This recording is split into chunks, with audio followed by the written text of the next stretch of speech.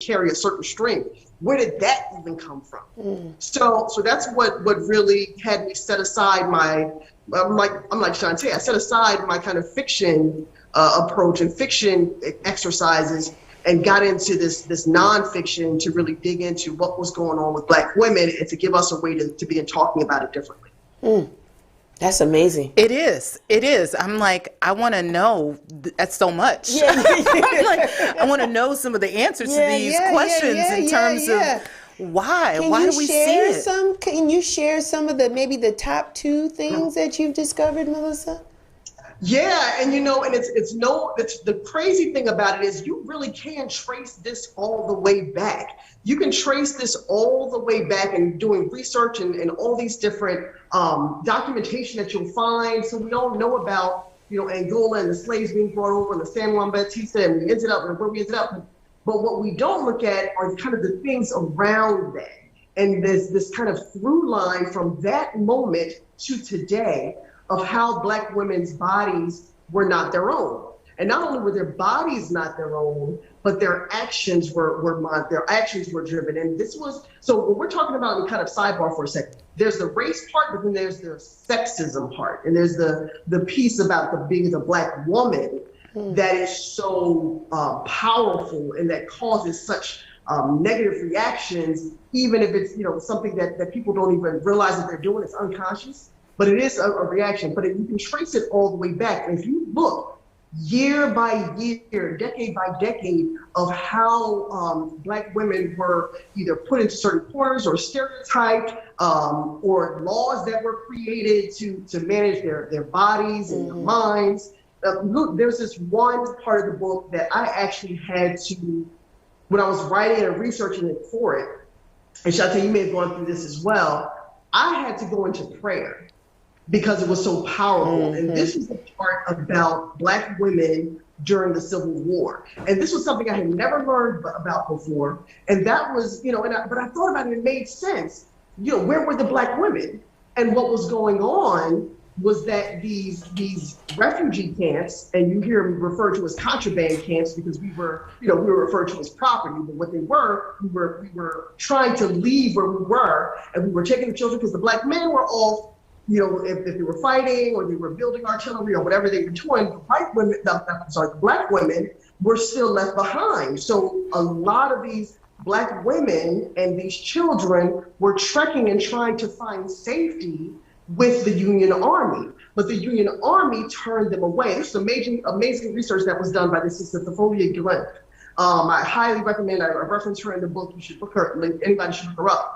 But they were turned away. They were blocked off. There was documentation where these generals or whatever were kind of the Union Army. Now, this is the North. This isn't the South. This is the North. We're sending messages back like, what should we do with them? What should we do? But they were cutting them off, turning them away. Thousands, tens of thousands were dying.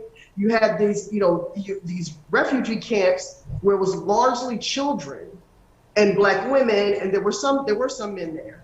But it was largely children, like very young and women. And so these camps were attacked by the Confederacy because they realized that these camps were being used to generate money for the Union Army. So they were being attacked.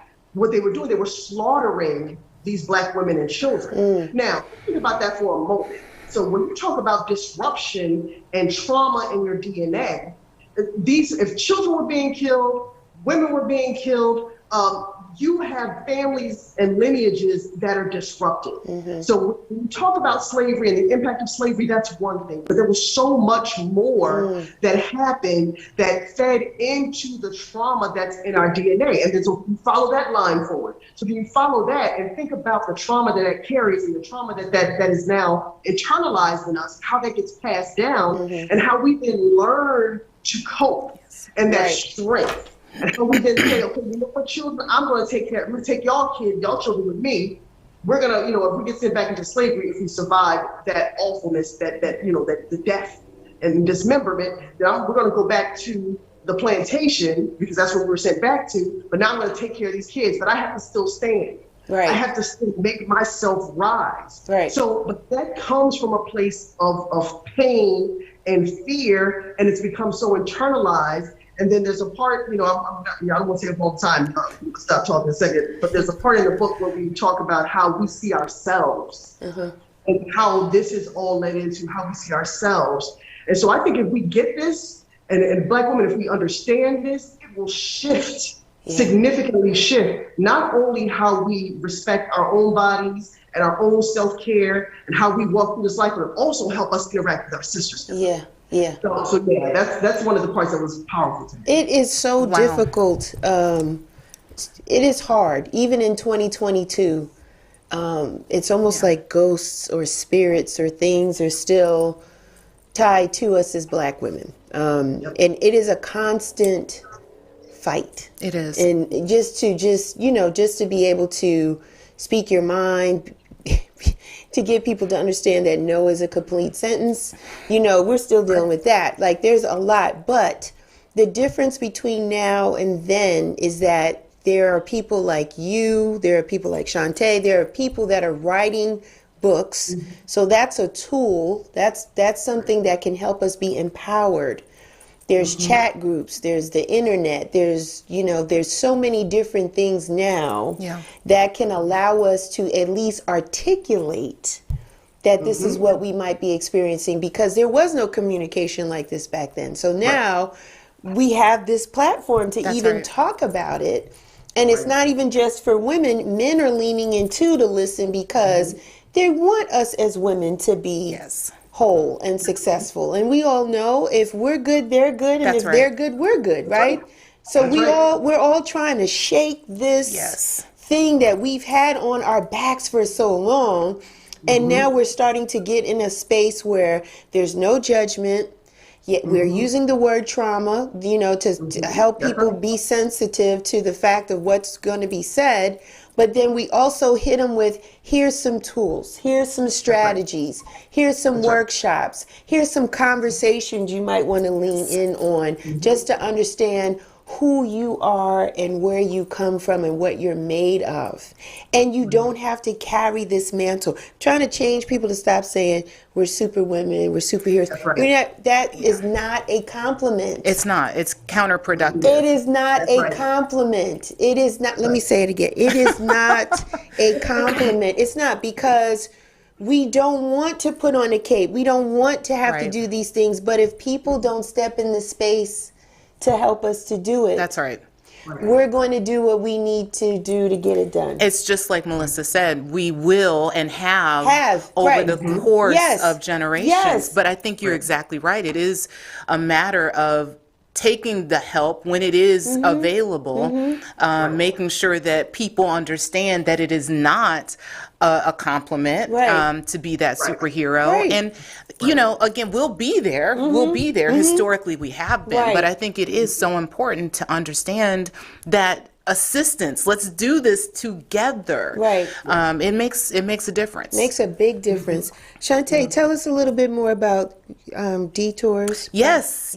Tell us about your book. And what is it that people can expect when we pick it up and we read it? Yeah. What do you want us to walk away with? I want people to understand that the guidance is there, that it's always there. I've often said too that you always end up exactly where you're supposed to be. I really believe that firmly, and we take so many detours throughout the course of our life. But there are things that I just did not see coming. I'm sure you've had the same experiences. And we have to learn to recognize those detours for what they are. You are sometimes delayed, but a delay is not a denial. Come on. Right? That's always got to be in the forefront of your mind.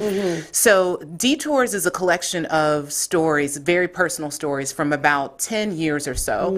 And they're woven together so that people get a lesson out of each story. So one, and it's interesting, we were talking about help. Accepting the help when it is offered to you.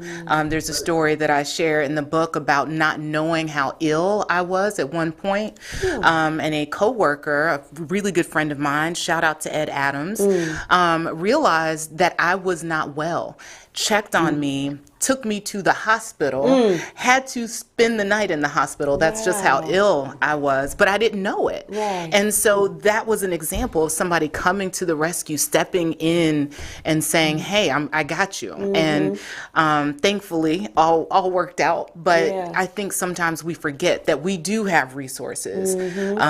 So that being one of the stories, I think also having in your mind that no matter where you're going to touch people along the way. Okay. And so making sure that you do things in a way that comes from a place of sincerity, that comes from a place of generosity, you'll receive those things. So I won't say that it's hard hitting facts and figures, but it is real. Yeah. It's very real in terms of how we operate and how to stay encouraged, because it's so easy to get discouraged when we are living day to day as Black women, as women in general. It can be people. Tough. People. That's right. That's Human beings. That's right. Right. It's good to know that, because what I've realized, Shantae, is that, and I'm gonna say it for me personally, I'm not always forgiving. We're hard on ourselves. We are. Man, I shouldn't have got with that guy. I shouldn't have. We are hard man, on ourselves. I shouldn't have did that. Man, I shouldn't have gone over there.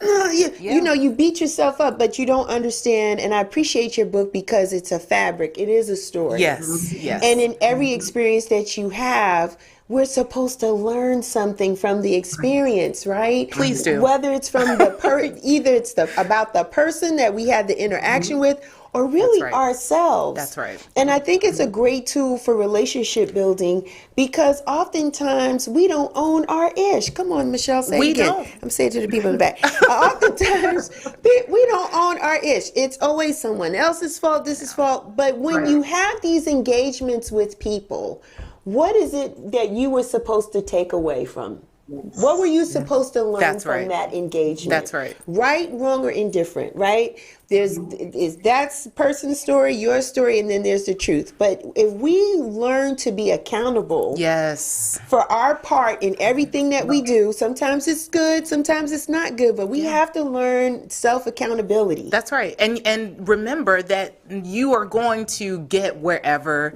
you're headed, you know? And so it doesn't serve anyone to hold on to grudges or to hold on to unforgiveness. It doesn't serve you.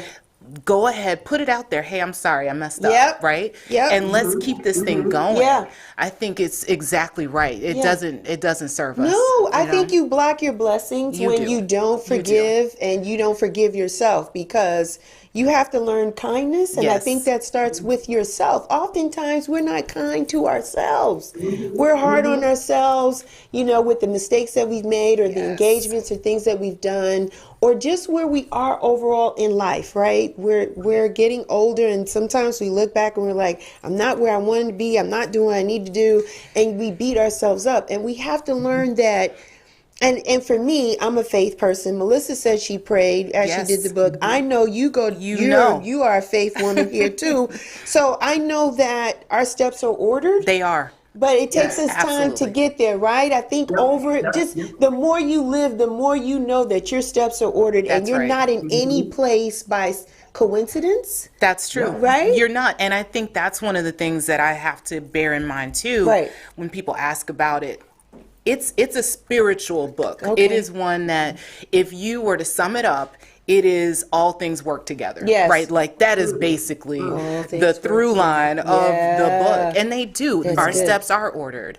We do end up exactly where we're supposed to be. We know that we are called, and we know that we love God. We know that we love God. And so that is absolutely going to work out for us, no matter what. Even when it looks like it's not going to, even when those disappointments hit, you got to recognize, and it comes with maturity too, Michelle. So, and Melissa, you have to have lived. You don't get this overnight. You don't. It takes some time.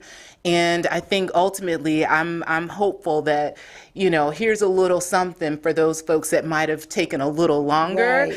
Maybe you won't have to wait until you're, 40 plus to get there, right? So, And, I want to credit both you ladies to your village, right? Shantae is very close to her sister. Yes, all of them. So I know that your family and your sister keeps you accountable. Melissa, I'm leaning in because I know your sister, Anana Harris Paris. You guys are tight. And so I know your village. She's amazing. Has helped, keep you accountable. Yeah, she's amazing. Yeah, shouts out to her. So I know that's it. Melissa, let me ask you this. For those that have never written a thing, like you can use me as an example. I've been in this seat before and I keep coming back again. Mm-hmm. I blog, but I struggle. People say I'm creative. I'm like, I don't know. They say I know as a person, as a brand. I'm going to keep it 100, right? I am a brand. Real Chicks Rock is a brand. And I know to attract other people to the brand, it's always good to have something that's an extension of you, which is like merchandise or a book. So for people that have never written a book before, what would you say to them to encourage them to get pen to paper? How do we start? I would say go, and you heard it from Shantae as well, go to your authentic self, your authentic place. What is it that you have to say? Everybody has a story. Everybody has something to say, and it's all important. There's no part of it that I think people should judge and say, well, nobody's going to want to hear this. Because I'm sitting here listening to Shantae talk about, I can't wait to get my copy. Mine is digital. We'll make it happen. We'll make it happen. Mine is digital. I need a hard copy. I'm over here feeling convicted because I'm like, wait, I hold grudges all the time. Let me go. Oh, listen, no. I'm being real. Okay. That's right.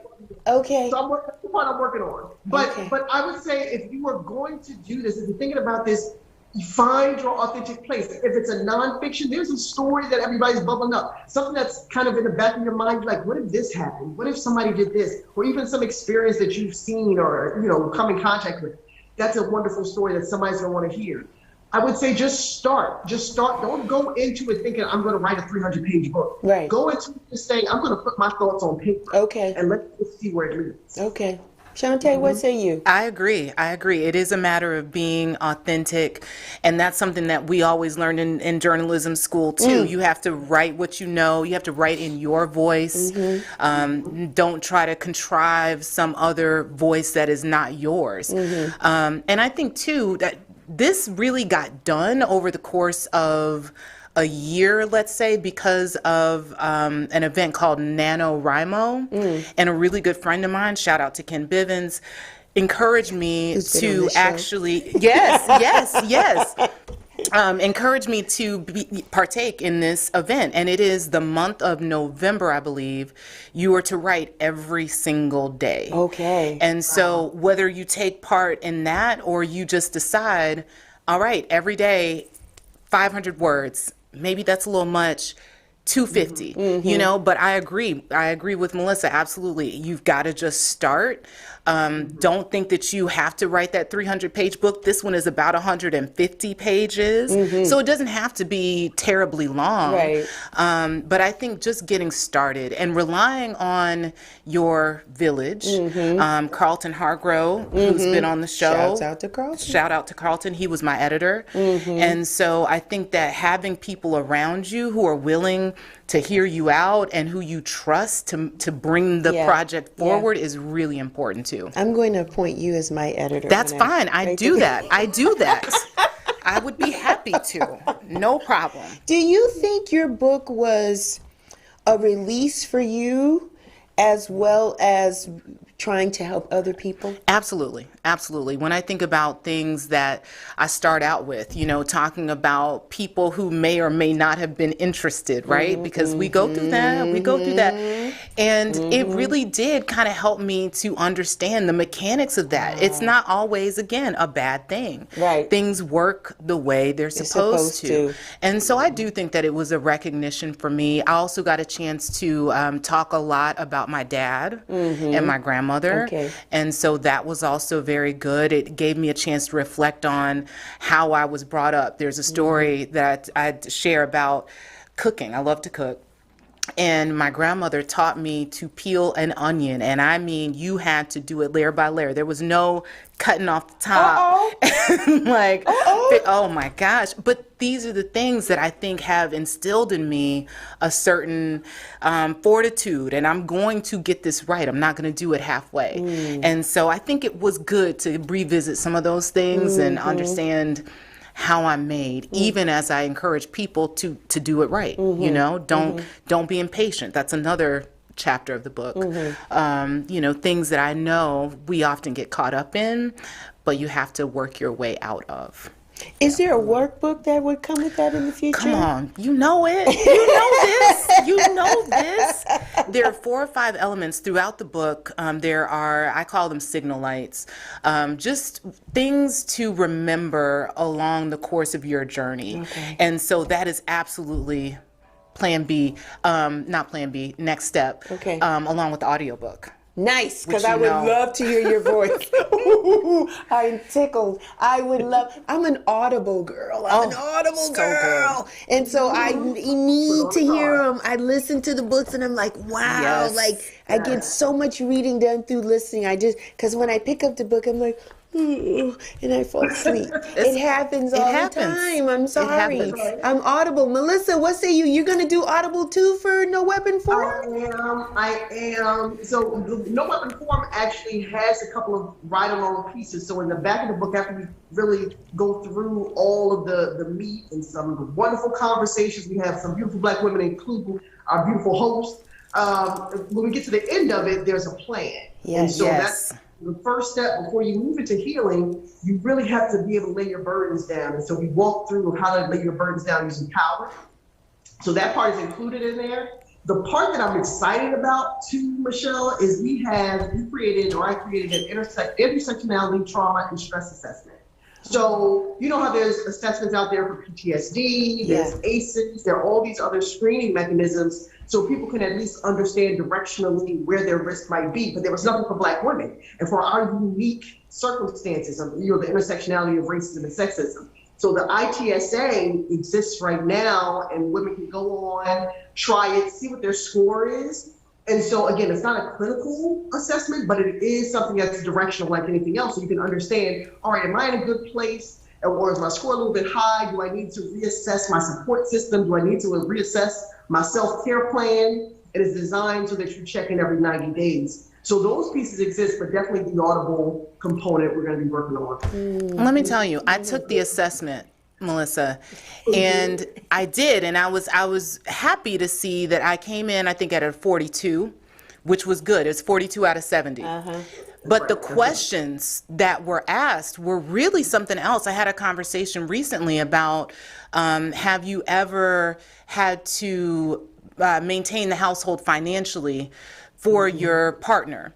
And it is an incredibly stressful situation to be in. You can love someone to the world and back, but it just brings another layer into the situation. And so one of the questions was around, are you responsible financially, right? Have you been involved with someone who's incarcerated? That's that was another one. And I thought, what, these are really, and they're real questions. They're real questions. They're real questions. Very real. Yeah. You don't see them anywhere else. You do not. No. They don't exist. No. So it's like you can't ignore that. That is part of our experience. Who are carrying the burdens that we do. That's it. You have to check in. And I like the fact that it's built to check in every 90 days. Like that just makes a lot of sense. It really does. And I think you know, any information that you can get, you know, your support system, I think, is really important too. You know, how can I make the most of these relationships? Are there people that I don't need to consider part of my support system? Because there's that. You know, there's, you have your road dogs, that's a chapter, but then there's certain people who don't need to be part of that, you know? I have my book, my signed copy. I left it home. I'm sorry. I really wanted to be here to touch it and hold it. But yes, it's awesome. And these are the things that we need to have. And I love the fact, Melissa, that It is in the book, and it helps bring the vibration up a notch. So we're not chatty little women just complaining. Yes. No, we are really like, listen, this is my life. This is what's going on. And I really want to try to have a more healthier life. I really want to, and those that I love, I want them to be a part of it. It's not this, I'm woman, hear me roar. It's really like, how do we solve some of this trauma or some of these behaviors that have been passed down to us? Some of this is that what we've seen or witnessed, or it's been in our community, it's environmental. And so we don't know, if we haven't seen differently or been exposed to differently, we don't know that it's out there. That's right. So it's great to have these conversations, you know, to help us understand how we can pivot and turn. And then there's this whole other thing too, which I think it leans more towards Shantae and what she's trying to do in her book, or done in her book. We're not really trying to be like, you know, like Shantae said, unforgiving. But I think as life continues to happen for us, we want to be feminine. In the midst of everything that's going on. Like there's this whole thing about us understanding who we are and being gentle and kind, and our femininity just oozing out. And you know, it's a mixture of different things that we're trying to do. At least I feel that I'm working on. Oh yeah, absolutely. Yeah, it's a lot. It's a lot of different things, but I don't want to be, you know, when I was younger, I was this tomboy, and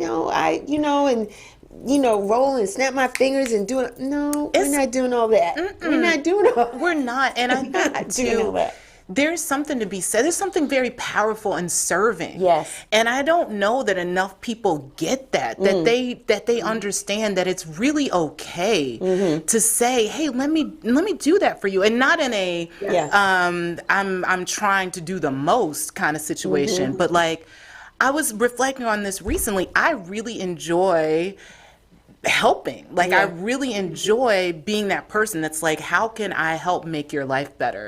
And I think that's just something that we don't appreciate as much as we should, especially as Black women. You don't have to be so rigid and hard. There is a softness that you can provide. There is a, hey, I got that water, I will bring it to you. No problem. Like we can do that. And even among each other, you know, like we're having this conversation, learning from each other. There's an openness to that. And I love that space. I love that. Can you tell? I'm like, it's really good stuff. Melissa, for you and your book, was it hard to find publishing and things like that? Because now, listen, I've started to write down my authentic self, and I feel like I have a book.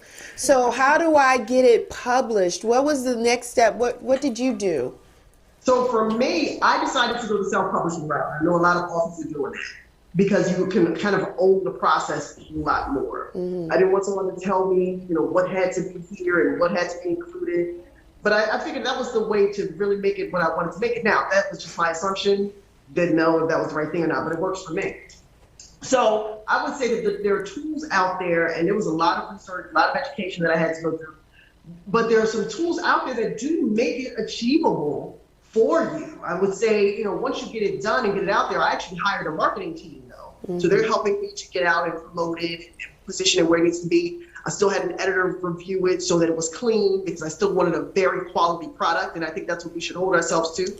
Even if you're self-publishing, you still have to make sure that it's a quality product. And so those are the pieces that I wrapped around it, Michelle, but I decided to go the self-publishing route for me. Because your book is so powerful, are you looking to have it become part of the curriculum, like at least historically Black colleges or anything like that? Trying to get it in there? You know, I'm thinking about that. I'm thinking about the time is now to have those conversations. And Chuck said something a really important point about, you know, us being able to be open and share and not feel afraid to do that. And, you know, one of the conversations I had when creating the book was with my sister and I. And I asked her this question about, you know, what about sisters who are coming from a place where they have been they've gone through so much trauma that it's difficult for them to be open to that. So you're starting at a different place than them. And, sometimes they see and receive that differently than maybe what we intend. And we just had this wonderful conversation around being able to be as expressive as possible and get permission from them. So I think, really starting to teach women and especially the younger women coming up through college about interacting with each other a little bit differently because they got social media that's informing them in a way that we didn't have. Look, let me tell you, that's a whole other thing. Right, for better or worse. For worse, that's a whole nother thing. Whole other things. We got to have another discussion. Yeah. But so I think the schools are important because that's where learning is taking place. Everybody's in that zone already for learning, so it makes sense. Awesome. Yeah, I can see that. And I agree with self-publishing. That was the route I went to. Okay. It makes a lot of sense. You can own the process. I'm right there with you. It kind of makes sense. If you want to get it done, and that was I was like, I want to get this done. I don't want to waste any time. Let's put it out. Yeah. And you too, are you looking to get that in somebody's curriculum or workshops? I'm more in the mind of developing my own curriculum. I got and so I think that's probably more important. It is such a personal book. I think that it would be interesting, let's say, especially with some of the stories that I share, how that might come off in a school. But nonetheless, when you talk about communication, when you talk about teaching openness, some of the check-ins that I think are necessary, that is very much what I'm interested in doing and putting together. I'm thinking about, just for RCR, for those that don't know, that's Real Chicks Rock. Maybe I need a panel discussion. I'm just, it's this stuff going on. This is year 10. I got to do something with stuff. Let's do it. Ladies, fasten your seatbelt. But I have to just figure it out. I would love face-to-face, but we're still in a pandemic, so it may have to be virtual. And so we'll try to figure those things out. So Melissa, what's next for you? First of all, where can people find the book? We said it, we held it up. It's really, I hate I didn't bring mine. Show the book again, right? No weapon form. Where can they get the book, Melissa? So if you go to melissafoxauthor.com, it'll take you to Amazon, but it also has a whole bunch of other tools. ITSA is there. You can also download some inspirational and informational videos. So go to melissafoxauthor.com and you can access and order either the Kindle version or the print version of the book. Okay. And what's next for you? So what's next for me is to continue with this education. I really want to push the ITSA out more. I really want to have as many Black women as possible start to know their ITSA. What's your ITSA score? Because that's going to lead into some of the things that we talk about in the book in terms of using power to lay down your burdens and then building your healing plan.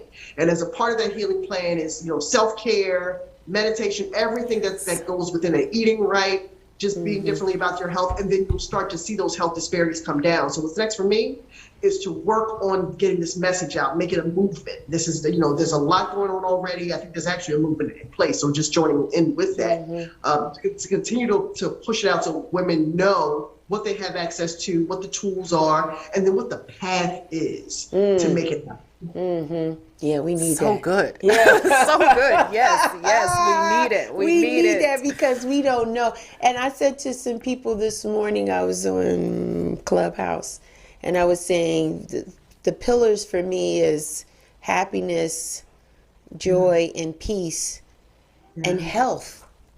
Yes. My health is important. It's so it is such a baseline for critical. Anything that you might want to do. If you don't have it, it's difficult. It's a wrap. It's very important, and health can spawn into different things, but I mean, fundamentally, like not physical, emotional, to me, that's in the health space. So if those are not right, I can't count. I don't know my name. Don't ask me my password. I don't know nothing. I am not functioning right if that is not, if those things are not on point. So this will be great because you're right, Melissa. Everybody's in different places of engagement. Shout out to the Sister Care Alliance because they taught me that my experiences or my trauma should not be belittled, because oftentimes we say, well, I wasn't raped and I didn't experience this and that, and we try to minimize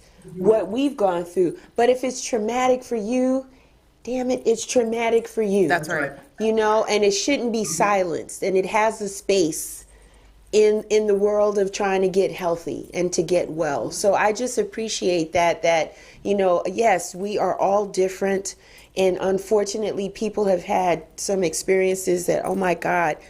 But even if you feel some sense of trauma, that's your trauma, and you have every right to express it and get what you need so that you don't live in a traumatic space anymore. That's right. So I think this is great. Look at Melissa. You, Shantae, what's next for you over here? Well, you know, it's funny you were talking about owning your story and owning your trauma and all those things. And I think one of the things that we have to do is recognize that you don't need any particular qualifications. Right. Yeah. It's your story. It's what you have learned, what you care to share. And I think that's probably the next step. How can I continue, just like Melissa is saying, to share these lessons, make sure that I'm giving people information, whether through workshops, whether through public speaking, which you know I love to do, hosting conversations, another one that I love. So I think that's really where it's at, is making sure that people get some of these lessons, that I'm encouraging them, letting them know that they have the tools, they have everything they need, that they will get there. And in fact, you probably already are, and you just don't realize it yet. And so that's what's really important to me. How can I continue to make sure that people know and feel it, that they really, really do know it? The other thing, too, speaking of qualifications, is I thought, well, maybe I'll go back to school and get a doctorate in psychology. Like, listen, that's awesome. I'm thinking about it, y'all. I have not committed. I'm not committed. It's like I'm having listen, I've had a few really good conversations with people who have theirs, and so that's what I'm doing now. It's just thinking, do I want to go that route? You're glowing. Well, hey, you know, maybe that's it. That's it. So Melissa's glowing too. She's always glowing. Every time I talk to her, she's always glowing. You, Melissa, you're always looking great over there. There's power in the pen. There's power in freedom in writing, right? Right? Yes. You're much lighter because of that. I want to say this. I think that, you know, for you, Shantae, or at least for your book, just in life in general, and we're faith women, so I'll say, and I'll drop this coin on a Sunday. The enemy always wants to try to make us feel like we're the only one going through this. Tell it. Isn't that the job? And also, for those that are not, whatever, toxic people always make you feel like you're going through something that is strange or whatever. And so there's strength in just sharing. Right? And so I think at the end of the day, we just want to get your tribe together. I always say, get your tribe together. Get one or two that can come together, touch and agree, right, with you. You don't need a whole squad, 12 deep. You don't need that.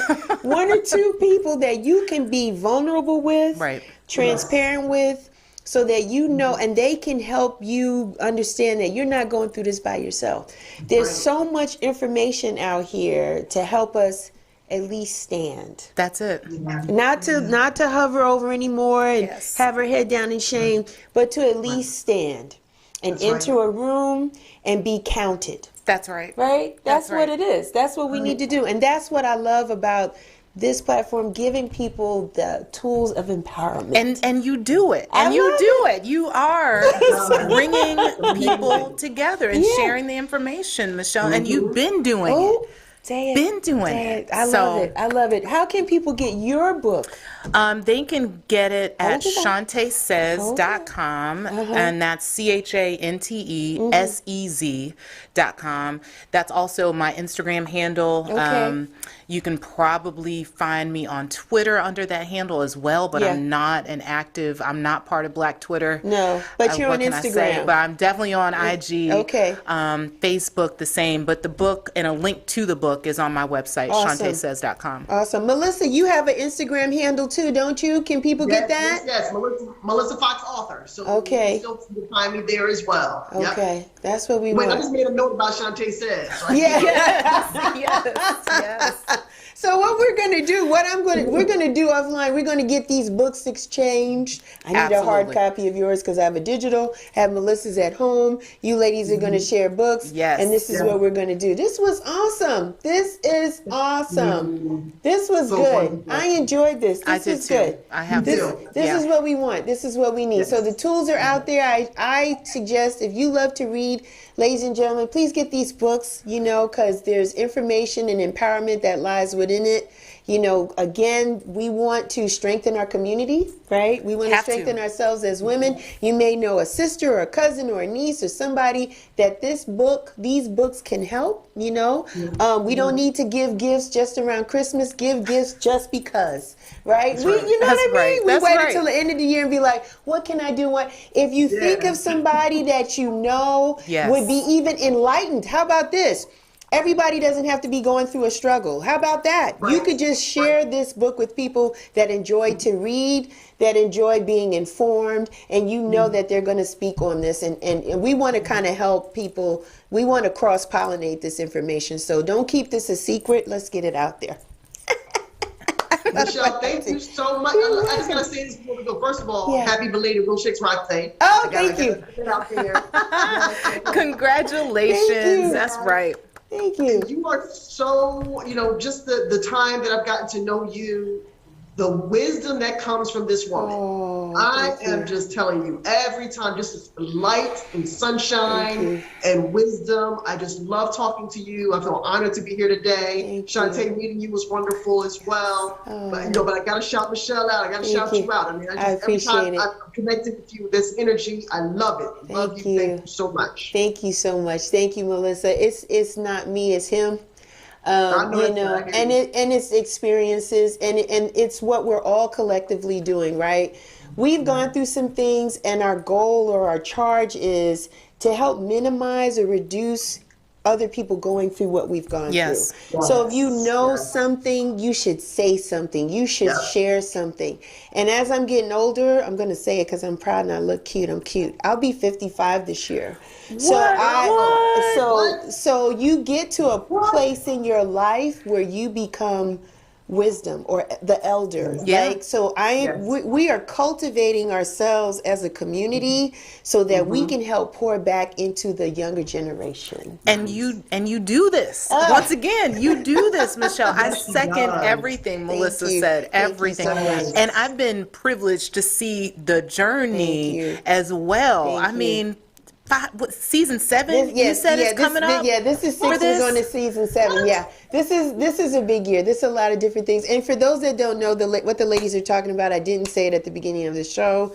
I got honored this week from Fulton County Board of Commissioners for January 31st is official Real Chicks Rock Appreciation Day. And so there's a huge proclamation. I went and took it to get framed yesterday. That's awesome. I'm super excited and tickled by it. This year, 2022 marks 10 years of the brand. We're going to look to try to do something later in the year, but we'll talk about that more. But yes, I'm just thankful to everyone. I'm thankful for my guests today. Thank you, ladies, for hanging out with me on this beautiful Sunday afternoon and sharing your gifts and your passion and your talent. My hope is that other people that are authors or have a story to tell, that you're not afraid. Don't be like me. Just get out here, be authentic, write your story, fiction or non, get a book out. Get a book, become an author. You got something to say. People want to hear it. People want to hear it from you. And so there's no better time than the present. We're still kind of being in a safe space. Yes. You're not out like you used to be all the time. So while you're home, turn off that TV, get off that IG and all that stuff, and put pen to paper and make it happen. Right? All right. So that's my time. For you people, all you wonderful people, you know who I am. Real Chicks Rock. I am everywhere. I'm on Instagram. I'm on Twitter. I'm on Facebook.